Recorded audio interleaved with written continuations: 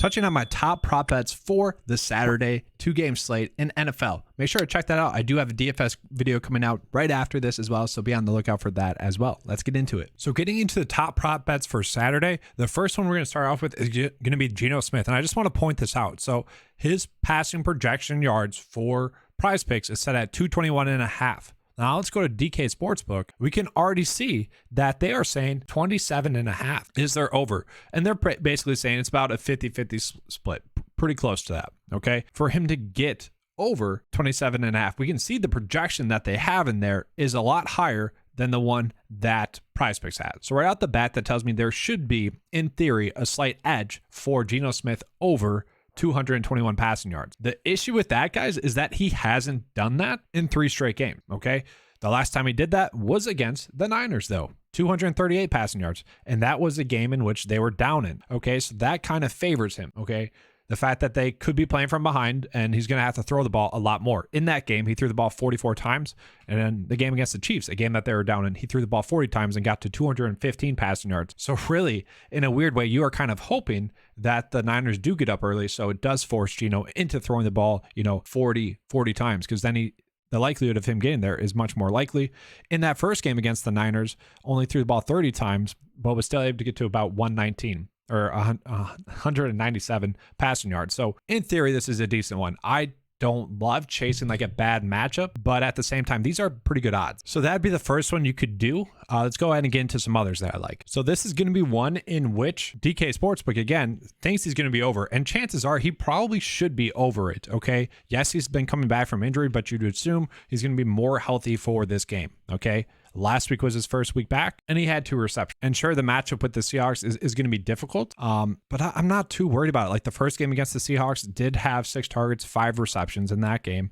And really, let's look at this season. There's been, 1, 2, and let's not even count that game because it was the monsoon game. So 1, 2, 3, 4. 4 games this year out of 13 games where he hasn't gone the over. And I would say that's why DK Sportsbook is valuing him at minus 140. They are valuing him as someone that has about a 58% chance to hit that over. And so for me, that is going to be a good prop to chase.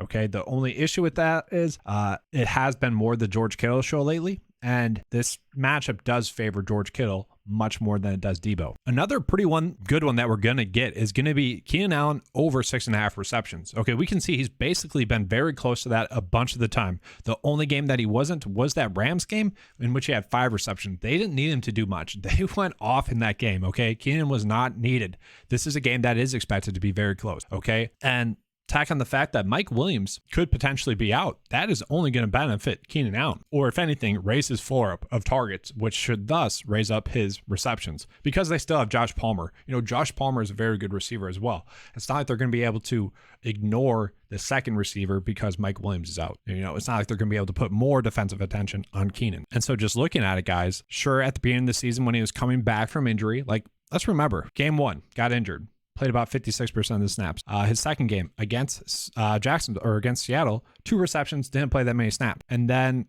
there was a little bit of a worry, I guess, about him re-aggravating that injury there. But since then, let's just say since he's been kind of cleared of that injury, week 13, 6 receptions, 14, 12, Tennessee 8. And so since week 12, he's only had 1 game in which he was under that. And that was a blowout game in which they didn't need to throw the ball that much. So chances are that he should be, let's just say very close to getting the over here. And I do expect him to get the over here. And then just looking at it, guys, pulling up on DK Sportsbook, they have him at about minus 135. So that's about a 56% chance to get the over there. And same thing with Zay Jones, over 4.5 receptions. Now, I don't like that one as much. It's definitely much more risky. And so just talking about those two, we got Zay Jones over 4.5 receptions, which yes, can that happen? Sure, it definitely can. Okay. I just want to point out the fact that Marvin Jones is over 2.5. And I feel like one of the two are going to happen. Either, Zay is going to hit or Marvin Jones is going to hit. Vegas is saying that and this just went up a little bit for Keenan. Yeah, that's going to bounce around this weekend, guys. I like that. It looks good. But Marvin Jones right now, not expected to hit the over, but Zay Jones is at minus 135. Okay, that could easily flip-flop. It's NFL. Maybe they game script Marvin Jones a little bit more. And then another one that I like that we're going to get is going to be Christian McCaffrey over 72.5 rushing yards. And this one seems strange to me. Just given the fact that he already went for more than that against Seattle. And I also want to tack on the fact that DK Sportsbook has him favored to go over that by 55%, and it's 73.5. Okay, so we're already getting like a yardage boost here.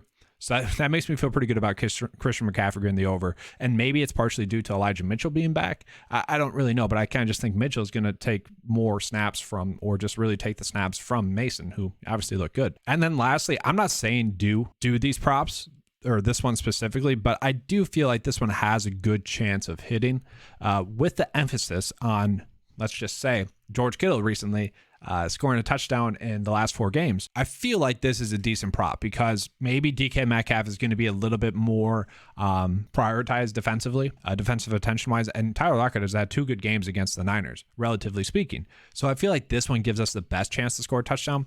I don't love it. Like, I'm not saying play it, but it is the one of the TDs that like stood out to me. So looking at it, I would probably do some sort of mixing and matching of these, which are all pretty good. I do want to point out one more thing as well. I found the props for Parkinson and also Fant very interesting. Okay, so Fant is someone that has seen his snaps be reduced in favor of Parkinson. But at the same time, Fant is someone that is expected, at least projection-wise, they're saying, to get over 2.5 receptions. And I'm saying it'd be close. So just an interesting one. I'm kind of hoping we get a Parkinson prop Saturday. Maybe 1.5 if it was that. I would love to target that, but we'll see if that comes out. So yeah, I'm going to be mixing and matching these props in there with whichever ones I kind of see fit. You could do a flex bet here and hope that, let's just say 4 out of the 6 cash. Obviously you want all of them to cash, but you could do that as well. That's up for you guys to decide. That's all I have for you guys for this video. Hopefully you guys enjoyed it. If you did, you know what to do. Give me a like and subscribe. That helps me to be able to put out more content for you guys. It's been a fun NFL season. Let's continue it, and let's close it off with on a good note. Got a few more weeks here. Let's go. All right, thanks for watching as always. Let's keep cashing.